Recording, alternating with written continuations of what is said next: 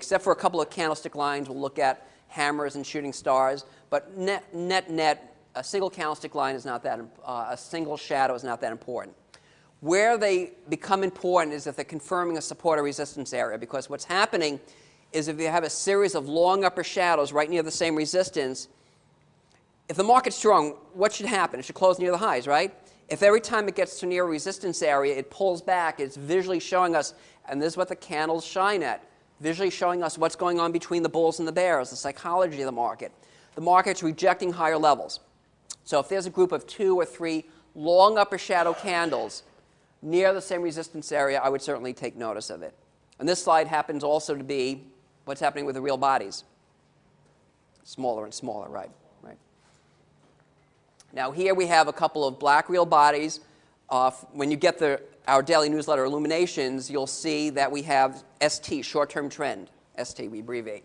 So in this scenario, we would have, say this, this is the pound. We have these candle lines. The trend would be down. Short-term trend would be down. If we added these lower shadows, the short-term trend would be down neutral, /neutral. They wouldn't be up.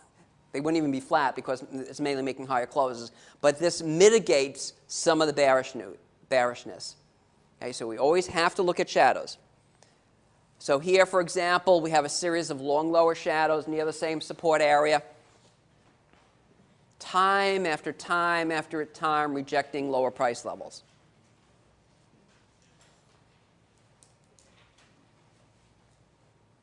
Same thing here.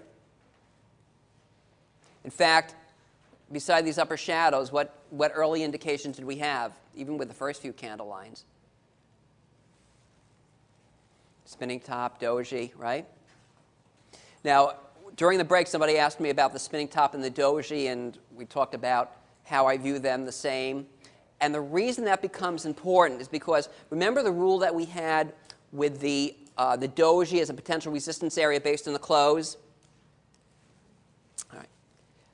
The same thing is true with the spinning top. I don't do this in equities or commodities or interest rates, only in Forex. If we have a small real body, a very small real body, because we view it the same as a doji in Forex, we could make a resistance area. Okay, this is exclusively Forex, so this would be resistance based on a close.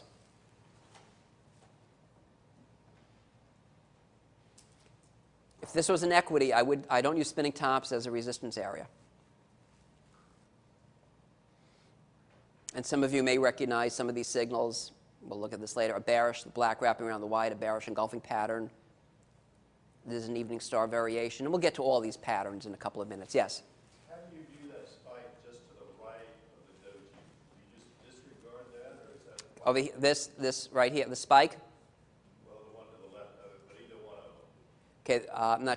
Okay, so we have a resistance area. The question is, how do we look at the spike? And this spike? Either that spike or the one before it. Okay, the question is, how do we view these spikes above the resistance area? And the answer is, did it close above resistance? No. So that doji is still a resistance area. But in the real world, you may not have been, if you were short on that doji or spinning top here, the only way I would be short on this spinning top is if it's confirming something else. But let's say you're short there. You have to be willing to risk on a close above here. We'll look at, a lot of the stuff I say we'll look at later, but I can touch on it now, is what you can do is, let's say you can't risk, having a stop on a close is almost like not having a stop. Correct? By the time the market closes above a resistance area, what if it closed on the highs here? Okay, this is the euro. Let's say it closed here, or let's say it closed all the way over here. Are you and if you're short, you're going to hold into there? Probably not.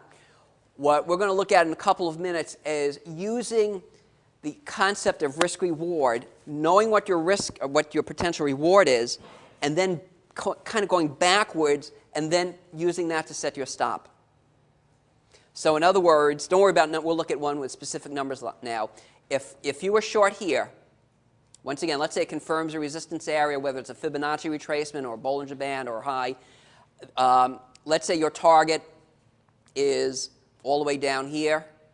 Okay, we have, again, for those more familiar, we'll go through this, a bullish engulfing pattern.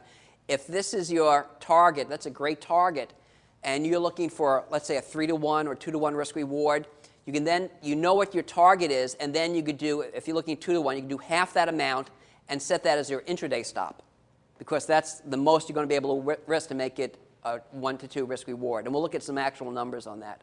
But there's a long answer to a short question. As long as the market doesn't close above this resistance area, it's still valid resistance. Okay, here we have a series of upper shadows.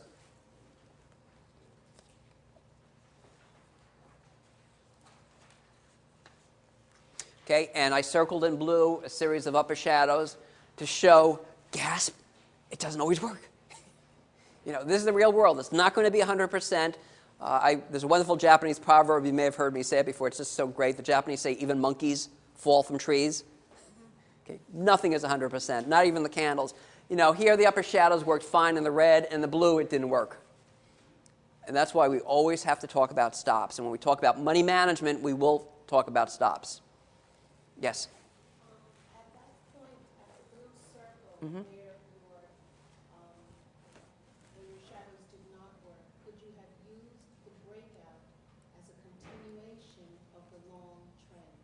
Okay, the question is, the blue circle here where the shadows did not work, could you use the breakout as a continuation? So what she's saying is the breakout here as a continuation. Normally, I would say yes, but and actually, let's look at this here. Then the question you have to ask yourself, is this enough of a breakout? Okay, I would probably say no. All right? I would like to see more of a breakout than that. But normally, if it does close above it decisively, maybe 20 pips or something, depending on the market, I would then say it was a bullish breakout. Now, I had mentioned before that single shadows aren't normally important. The exception is the hammer, which we'll look at now, and the shooting star. And the hammer is the bottom reversal signal. And this is the same in Forex and non-Forex.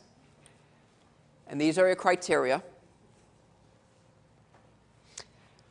The hammer and the next one we'll be looking at, the bearish counterpart, the shooting star, are called one-sided candles, one-sided shadows, because the shadows appears on one side of the real body. So the hammer is a very long lower shadow candle. The real body could be black or white. The main thing is we want that lower shadow at least twice or 3 times longer than the real body. We visually want to see the market rejecting lower levels. The Japanese say the market's trying to hammer out a base. The actual Japanese word, and I don't speak Japanese. I wish I did. I could have saved a lot of money. I paid all the translations. I mean, before I did the book, you know, I laid out all the money myself for the translations. I had no idea that the candles would become so popular. It was working so well for me when I was doing the trade recommendations. You know, I figured, what the heck, even if I was the only one to use it. But the actual Japanese word is takuri, T-A-K-U-R-I. And I'm sure I'm pronouncing it wrong. But my translator told me that it means that you're in a river and that you're feeling for where the mud is. You're trying to grope for the bottom. That's a great analogy. The Japanese are so wonderful with their metaphors and their analogy. And that's what we're trying to do, grope for see where the bottom, where the low of the market is. So this is a hammer. And by the way, it can have a little bit of an upper shadow. Whoops.